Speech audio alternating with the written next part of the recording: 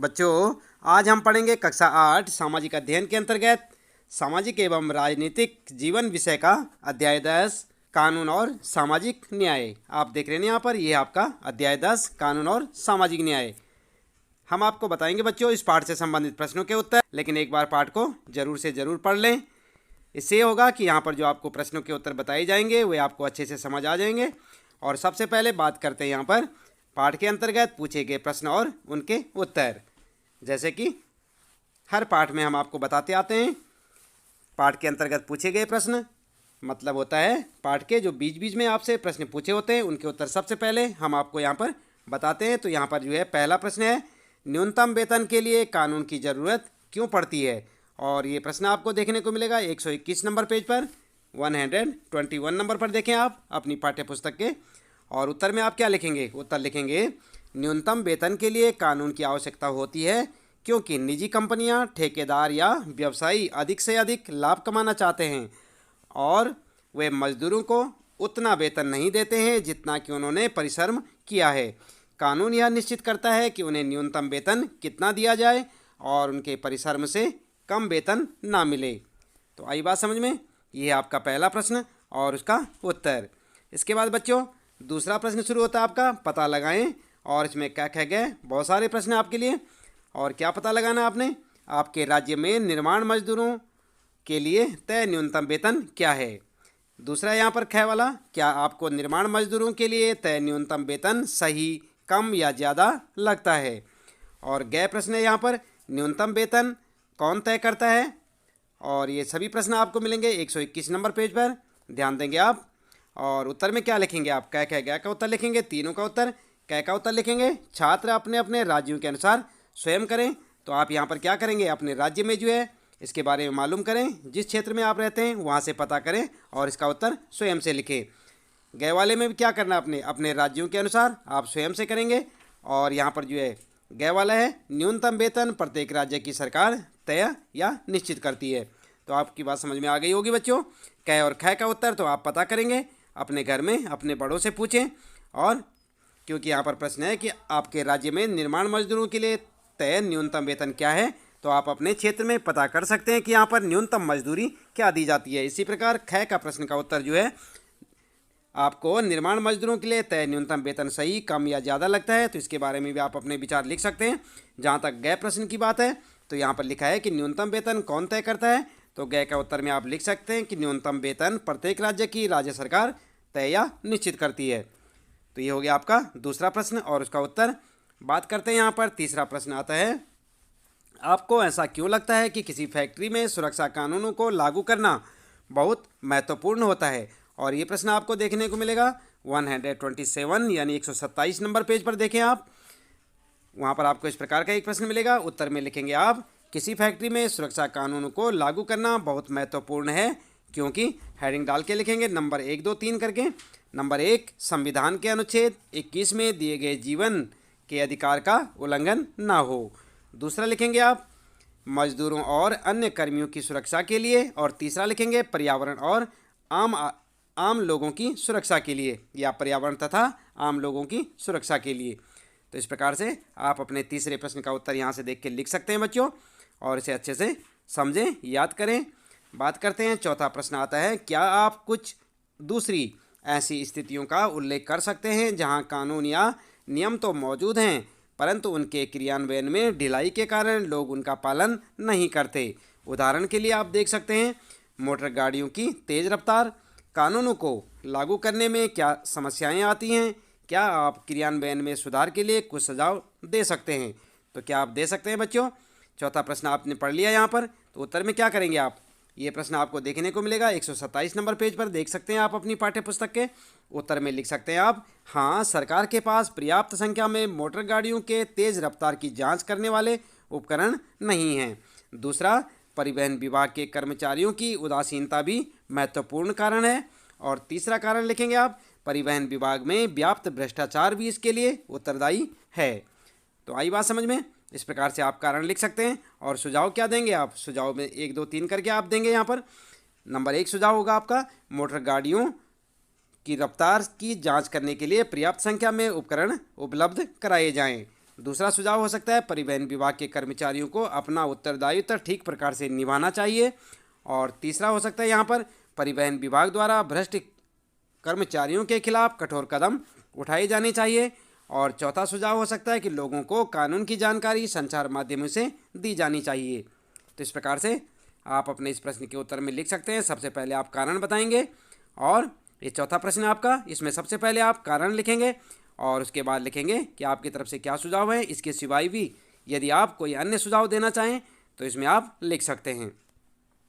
अगला प्रश्न है बच्चों पांचवा, स्वच्छ वातावरण एक जन सुविधा है। क्या आप इस बयान की व्याख्या कर सकते हैं। और 128 नंबर पेज पर आपको ये प्रश्न देखने को मिलेगा। उत्तर में लिखेंगे जन सुविधाएं कुछ मूलभूत सुविधाएं हैं जो हर व्यक्ति को उपलब्ध करवाई जानी चाहिए। इसमें स्वच्छ वातावरण भी शामिल है। स्वच्छ वातावरण में स्वच्छ जीवन निवास करता है। ठीक है, तो इस प्रकार से आप अपने इस पांचवें प्रश्न का उत्तर लिख सकते हैं। अगला प्रश्न है यहाँ पर छठा, हमें नए कानूनों की ज़रूरत क्यों है। और ये प्रश्न देखने को मिलेगा 128 नंबर पेज पर आपको। उत्तर में लिखेंगे कि हमें नए कानूनों की ज़रूरत क्यों है। उत्तर लिखेंगे संविधान के अनुच्छेद 21 के जीवन के अधिकार में प्रदूषण मुक्त हवा और पानी भी शामिल है। अतः प्रदूषण पर अंकुश लगाने, नदियों को साफ रखने और दोषियों पर जुर्माना लगाने के लिए नए कानूनों की ज़रूरत है। आई बात समझ में, क्यों ज़रूरत है ये सारी जो है चीज़ें पूरी करने के लिए। इसके बाद सातवां प्रश्न है बच्चों, कंपनियां और ठेकेदार पर्यावरण कानूनों का उल्लंघन कैसे कर पाते हैं। 128 नंबर पेज पर आपको ये प्रश्न मिलेगा और उत्तर में लिखेंगे कंपनियां और ठेकेदार पर्यावरण कानूनों का उल्लंघन कर पाते हैं क्योंकि, और हेडिंग डाल देंगे, लिखेंगे 1 2 3 करके। नंबर 1, पर्यावरण की सुरक्षा के लिए बनाए गए कानूनों को ईमानदारी से लागू नहीं किया जा रहा है। नंबर 2 लिखेंगे सरकारी अधिकारी रिश्वत लेकर कंपनियों व ठेकेदारों को मनमानी करने की छूट दे देते हैं। नंबर 3 लिखेंगे आप, यदि कंपनियां या ठेकेदार कानून तोड़ते पाए जाते हैं तो उनके खिलाफ उचित कार्यवाही नहीं की जाती। ठीक है, तो इस प्रकार से आप अपने सातवें प्रश्न का उत्तर लिख सकते हैं कि कंपनियां और ठेकेदार पर्यावरण कानून का उल्लंघन कैसे कर पाते हैं। इसके बाद बच्चों यहाँ पर आपके लिए शुरू हो जाते हैं तालिका अध्ययन से संबंधित प्रश्न हैं कुछ। नंबर 1 प्रश्न है यहाँ पर तालिका 1, आप देखेंगे कहाँ पर देखेंगे 122 नंबर पेज पर। और तालिका संख्या 1 के विभिन्न पक्षों की सुरक्षा से संबंधित कुछ महत्वपूर्ण कानून दिए गए हैं। उसमें दिए गए कॉलम 2 और 3, 2 और 3 में बताया गया है कि ये कानून क्यों और किसके लिए ज़रूरी हैं। कक्षा में चर्चा के आधार पर इस तालिका के खाली खानों को भरें। तो यहाँ पर देख सकते हैं आप, ये तालिका दी हुई है बच्चों, आप अपनी पाठ्य पुस्तक में देख सकते हैं। जैसे कि यहाँ पर बताया गया 122 नंबर पेज पर आपको ये देखने को मिलेगी। आप इसे वहाँ से पढ़ें, आपको साफ साफ नजर आएगी ये तालिका। 122 नंबर पेज पर देखें आप, 122 नंबर पेज पर इस तालिका को आप ढूंढें और इसको देखें बच्चों, इसका ऑब्जर्वेशन करें, इसे देखें और उत्तर में आप लिखेंगे इस प्रकार से। एक और टेबल बनाएंगे आप और उत्तर आप इस प्रकार से लिख सकते हैं। उत्तर में लिखेंगे इसकी ज़रूरत क्यों है, यहाँ पर लिखेंगे यह कानून किसके हित में है। और सबसे यहाँ पर जो है लिखेंगे आप मजदूरों के लाभ के लिए। और तीसरा यहाँ पर छोड़ देंगे। उसके बाद सामान्य जनता को उचित कीमत पर वस्तुओं की उपलब्धता के लिए और पर्यावरण को प्रदूषण से बचाने के लिए बच्चों का शोषण रोकने के लिए। इसी प्रकार दूसरी साइड में आप लिख सकते हैं बच्चों यहाँ पर मजदूरों के हितों के लिए, उपभोक्ताओं के हित में, उपभोक्ताओं के हितों में, सभी के हित में और मजदूरों के हित में। तो इस प्रकार से आप यहाँ से देख के लिख सकते हैं। इसके बाद बच्चों यहाँ पर आपको जो है प्रश्न के साथ नीचे मिलेगा स्रोत अध्ययन। और यहाँ पर क्या है, जन सुविधा के रूप में पर्यावरण। और क्या है यहाँ पर लिखा हुआ, चलिए पढ़ लेते हैं। हाल के वर्षों में न्यायालयों ने पर्यावरण से जुड़े मुद्दों पर कई कड़े आदेश दिए हैं। ऐसे कई आदेशों से लोगों की रोजी रोटी पर बुरा असर पड़ा है। मिसाल के तौर पर अदालत ने आदेश दिया कि दिल्ली के रिहायशी इलाकों में काम करने वाले उद्योगों को बंद कर दिया जाए या उन्हें शहर से बाहर दूसरे इलाकों में भेज दिया जाए। इनमें से कई कारखाने आसपास के वातावरण को प्रदूषित कर रहे हैं। इन कारखानों की गंदगी से यमुना नदी भी प्रदूषित हो रही है क्योंकि इन कारखानों को नियमों के हिसाब से नहीं चलाया जा रहा था। अदालत की कार्यवाही से एक समस्या तो हल हो गई लेकिन एक नई समस्या पैदा हो गई। कारखानों के बंद हो जाने से बहुत सारे मजदूरों के रोजगार खत्म हो गए। बहुतों को दूर दराज के इलाकों में जाना पड़ा जहां उन कारखानों को दोबारा चालू किया गया था। अब प्रदूषण की समस्या इन नए इलाकों में पैदा हो रही है। ये इलाके प्रदूषित होने लगे हैं। मजदूरों की सुरक्षा संबंधी स्थितियों का मुद्दा आज भी वैसे का वैसा है और भारत में पर्यावरणीय मुद्दों पर हुए ताज़ा अनुसंधानों से यह बात सामने आई है कि मध्य वर्ग के लोग पर्यावरण की चिंता तो करने लगे हैं, लेकिन वे अक्सर गरीबों की पीड़ा को ध्यान में नहीं रखते।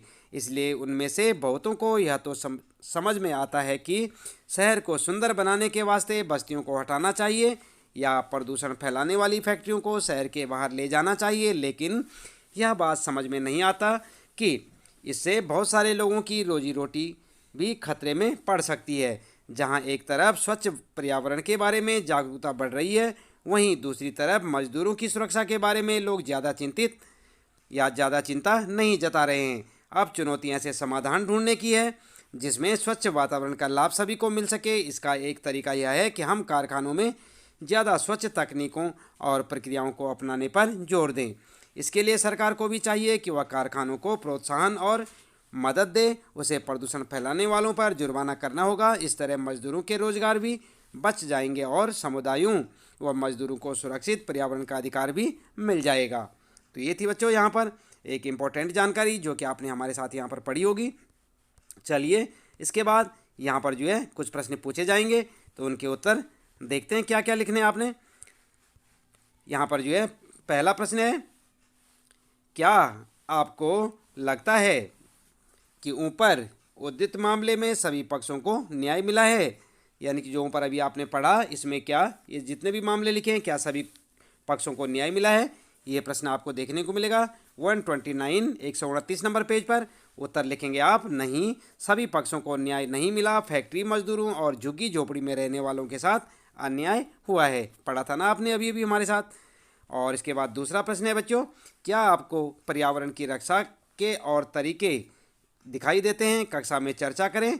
और ये प्रश्न भी आपको मिलेगा 129 नंबर पेज पर। उत्तर में आप लिख सकते हैं पर्यावरण की रक्षा के लिए तरीके और 1 2 3 करके लिखें।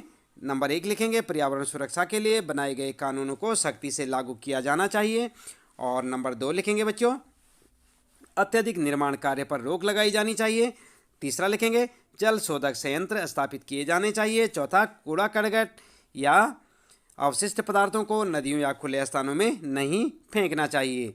ठीक है, तो इस प्रकार से आप अपने यहाँ पर दूसरे प्रश्न का उत्तर लिख सकते हैं। इसके बाद शुरू होते हैं बच्चों यहाँ पर पाठ के अंत में पूछे गए प्रश्न और उनके उत्तर। तो आपने पाठ तो पूरा पढ़ लिया होगा बच्चों। पाठ के लास्ट में आप देख सकते हैं कुछ प्रश्न पूछे हुए हैं, तो आपको उनके उत्तर यहाँ पर जो है लिखने हैं कि क्या लिखेंगे आप। पहला प्रश्न है यहाँ पर आपका, 2 मजदूरों से बात करके पता लगाएं कि उन्हें कानून द्वारा तय किया गया न्यूनतम वेतन मिल रहा है या नहीं। इसके लिए आप निर्माण मजदूरों, खेत मजदूरों, फैक्ट्री मजदूरों या किसी दुकान पर काम करने वाले मजदूरों से बात कर सकते हैं। तो आप बात करें बच्चों और उनके बारे में जानकारी लें कि उनको न्यूनतम वेतन मिल रहा है या नहीं। ठीक है, तो इस प्रश्न का उत्तर विद्यार्थी जो है स्वयं से करेंगे, यानी कि आप विद्यार्थी हैं तो आप इसका उत्तर स्वयं से लिखेंगे। इसके बाद बच्चों आप जाएं, दुकानों में जाएं या जहां पर जो है निर्माण कार्य चल रहा हो वहां पर मजदूरों को पूछें कि उन्हें जो है न्यूनतम मजदूरी दर मिल रही है या नहीं, और यहाँ पर अपने उत्तर में लिख सकते हैं। दूसरा प्रश्न शुरू होता है बच्चों, विदेशी कंपनियों को भारत में अपने कारखाने खोलने से क्या फ़ायदा है? तो जानते हैं आप क्या फ़ायदा है? उत्तर लिखेंगे विदेशी कंपनियों को फ़ायदा और हेडिंग डाल के लिखेंगे। नंबर 1, भारत में सस्ता श्रम यानी कि परिश्रम करने वाली लेबर जो है सस्ती मिल जाती है। भारत में सस्ती दरों पर भूमि उपलब्ध होती है, यानी कि ज़मीन सस्ती मिल जाती है। भारत में विशाल बाजार उपलब्ध होता है। चौथा लिखेंगे भारत में उदार और अनुकूल सरकारी नीतियों का फ़ायदा मिलता है जिससे उनका लाभ बढ़ता है। 5वां कारण लिखेंगे सुरक्षा नियमों का पूरा पालन करने पर कम खर्च आता है। आई बात समझ में? तो इस प्रकार से आप यहाँ पर जो है इस दूसरे प्रश्न का उत्तर लिख सकते हैं। आगे आता है तीसरा प्रश्न और यहाँ पर आप ध्यान दें बच्चों। तीसरे प्रश्न में पूछा है, क्या आपको लगता है कि भोपाल गैस त्रासदी के पीड़ितों को सामाजिक न्याय मिला है? इस पर चर्चा करेंगे। तो आपने सुना होगा या पढ़ा होगा पाठ में गोपाल, यहाँ पर जो है भोपाल गैस त्रासदी के बारे में। तो इसके बारे में आप जो है कक्षा में चर्चा करें और उत्तर में आप लिख सकते हैं भोपाल गैस त्रासदी से पीड़ितों को सामाजिक न्याय नहीं मिला है, क्योंकि हेडिंग डाल देंगे और 1 2 3 करके लिखेंगे। नंबर 1, पीड़ितों को घटना के 24 साल बाद भी न्याय के लिए संघर्ष करना पड़ रहा है। नंबर 2 लिखेंगे वे पीने के पानी, स्वास्थ्य सुविधाओं और यूनियन कार्बाइड के जहर से ग्रस्त लोगों के लिए नौकरियों व उचित मुआवजे की मांग कर रहे हैं। तीसरा लिखेंगे ये यूनियन कार्बाइड के चेयरमैन एडमसन को सजा दिलाने के लिए भी आंदोलन चला रहे हैं। ठीक है, तो इस प्रकार से आप जो है भोपाल गैस त्रासदी के पीड़ितों के सामाजिक न्याय मिला या नहीं, इसके बारे में यहाँ पर लिख सकते हैं।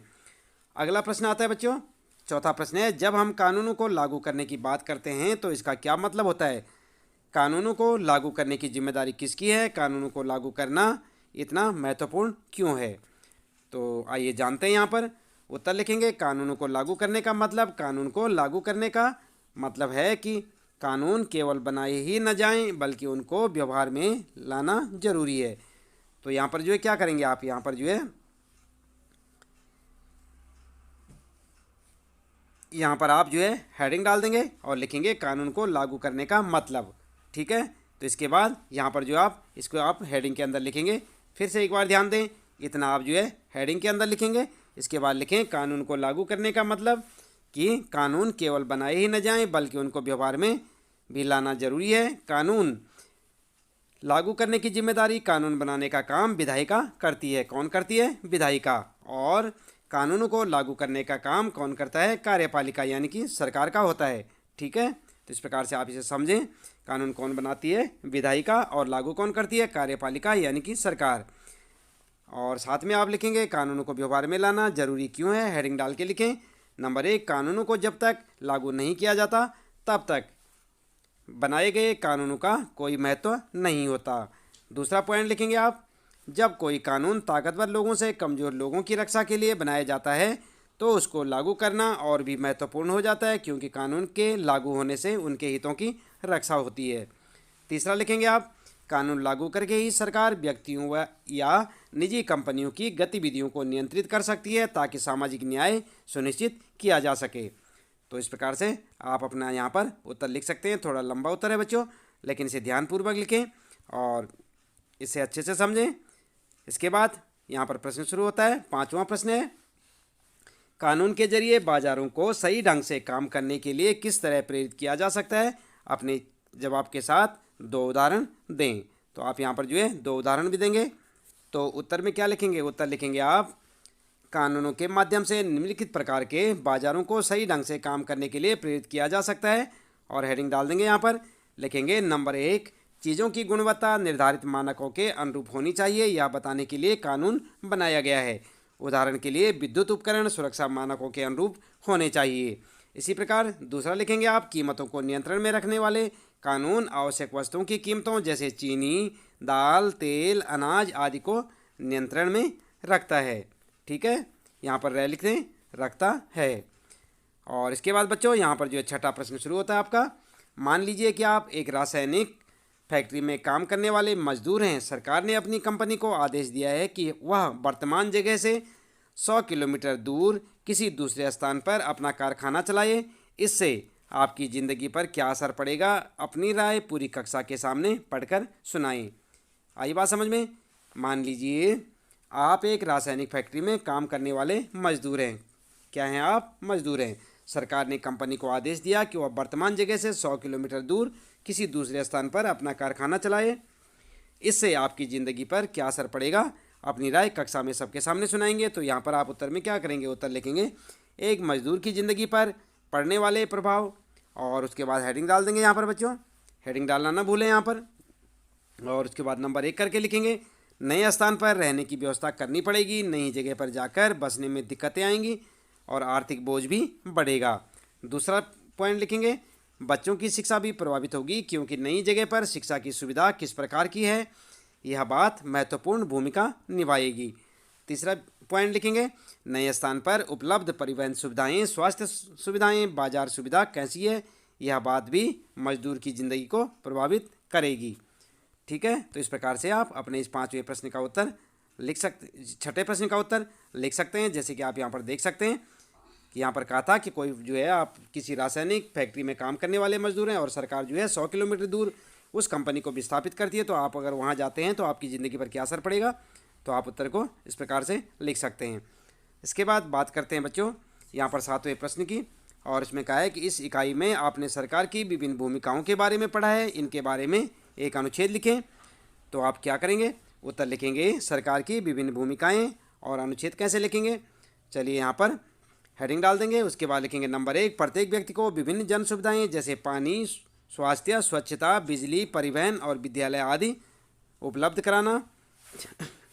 उसके बाद नंबर 2 लिखेंगे सरकार बजट पेश करती है, सरकार बजट में वर्ष के आय और व्यय और आने वाले वर्ष की योजनाओं के लिए पैसे की व्यवस्था कैसे की जाएगी।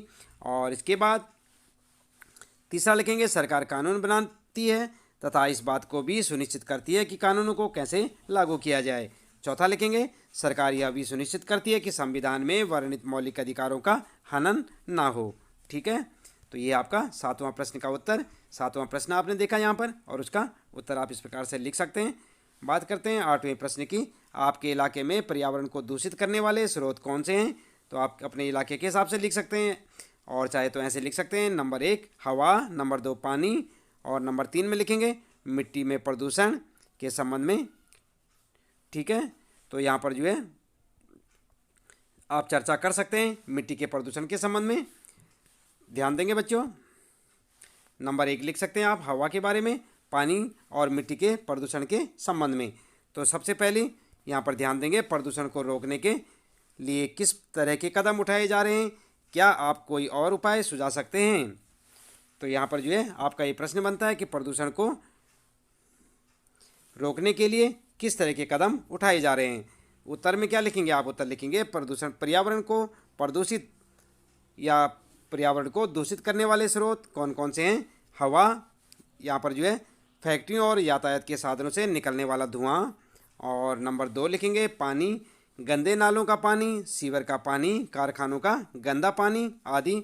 और तीसरा लिख सकते हैं आप मिट्टी, तो मिट्टी से फैक्ट्रियों को दूषित जल व कचरा, घरों का गंदा पानी व कूड़ा कचरा आदि। और उसके बाद आप लिखेंगे प्रदूषण को रोकने के लिए उठाए गए कदम, और उसकी यहाँ पर लिखेंगे सरकार ने सभी प्रकार के प्रदूषण को रोकने के लिए कानून बनाए हैं। नंबर 2 लिखेंगे गंदे पानी को साफ करने के लिए जल शोधक संयंत्र स्थापित किए गए हैं। और नंबर 3 लिखेंगे उद्योगों व फैक्ट्रियों को रिहायशी इलाकों से दूर स्थापित किए गए हैं। और चौथा लिखेंगे प्लास्टिक की थैलियों के प्रयोग पर रोक लगा दी गई है। तो आई बात समझ में, यहाँ पर जो है आप विशेष ध्यान देंगे, यहाँ पर जो है यहाँ से प्रदूषण को रोकने के लिए उठाए गए कदम, और यहाँ पर आप हेडिंग डालें, फिर जो है 1 2 3 इन पॉइंटों को लिखें। इसे यहाँ से जो है अलग करें बच्चों, और यहाँ से जो हेडिंग डाल के इन पॉइंटों को लिखेंगे आप 1 2 3 पॉइंटों को। इसके बाद बच्चों यहाँ पर है अन्य उपाय भी हो सकते हैं, और क्या हो सकते हैं। नंबर 1 अधिक से अधिक पेड़ लगाए जाएं, लोगों को प्रदूषण रोकने के लिए जागरूक करना होगा, निजी वाहनों को सीएनजी के प्रयोग के लिए प्रोत्साहित किया जाना चाहिए। और नंबर 4 आप कर सकते हैं कूड़ा करकट या अपशिष्ट के निपटान के लिए व्यवस्था की गई है या की जानी चाहिए। इसके बाद 9वां लिखेंगे आप प्रश्न में। 9वां प्रश्न क्या है, पहले पर्यावरण को किस तरह देखा जाता था, क्या अब सोच में कोई बदलाव आया है, चर्चा करें।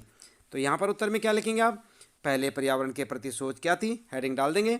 और नंबर 1 लिखेंगे पर्यावरण को मुफ्त की चीज़ माना जाता था, यानी कि फ्री में। नंबर 2 लिखेंगे पर्यावरण के प्रति लोगों में जागरूकता नहीं थी। और नंबर 3 लिख सकते हैं पहले पर्यावरण की रक्षा के लिए बहुत कम कानून थे, और इन कानूनों को लागू करने की व्यवस्था भी काफ़ी कमज़ोर थी। तो इस प्रकार से आप लिख सकते हैं पहले पर्यावरण के प्रति सोच और पर्यावरण के प्रति सोच में बदलाव किस प्रकार से आया। तो यहाँ पर आप हेडिंग डाल के लिख लें। नंबर 1 पर्यावरण के प्रति लोगों की सोच में बदलाव आया है और अब लोग पर्यावरण की चिंता करने लगे हैं। नंबर 2 न्यायालयों ने अपने फैसलों में स्वच्छ पर्यावरण के अधिकार को जीवन के मौलिक अधिकार का हिस्सा माना है। नंबर 3 सरकार ने भी सभी प्रकार के प्रदूषण को रोकने के लिए कानून बनाए हैं। तो इस प्रकार से आप यहाँ पर जो है इस 9वें प्रश्न का उत्तर लिख सकते हैं बच्चों। बात करते हैं, यहाँ पर आता है 10वां प्रश्न आपका। प्रसिद्ध कार्टूनिस्ट R.K. लक्ष्मण इस कार्टून के जरिए क्या कहना चाह रहे हैं, इसका 2006 में बनाए गए इस कानून के से क्या संबंध है, जिसको पृष्ठ 123 पर आपने पढ़ा था। कहाँ पर पढ़ा था आपने, 123 नंबर पेज पर। तो यहाँ पर आप उत्तर लिखेंगे 2006 में बनाए गए कानून के से संबंध। नंबर 1 प्रसिद्ध कार्टूनिस्ट R.K. लक्ष्मण इस कार्टून के माध्यम से बताना चाहते हैं कि हमारे देश में बाल मजदूरी अभी भी जारी है। और नंबर 2 लिखेंगे आप इस सामाजिक कुरीति में गरीब वर्ग अमीर वर्ग द्वारा शोषित होता है। नंबर 3 लिख सकते हैं आप 2006 में सरकार ने 14 साल से कम उम्र के बच्चों को घर, ढाबों, रेस्तरां आदि में नौकरी पर रखने की प्रथा पर पाबंदी लगा दी थी। तो इस प्रकार से आप समझ सकते हैं 2006 में बनाए गए कानून के संबंध में।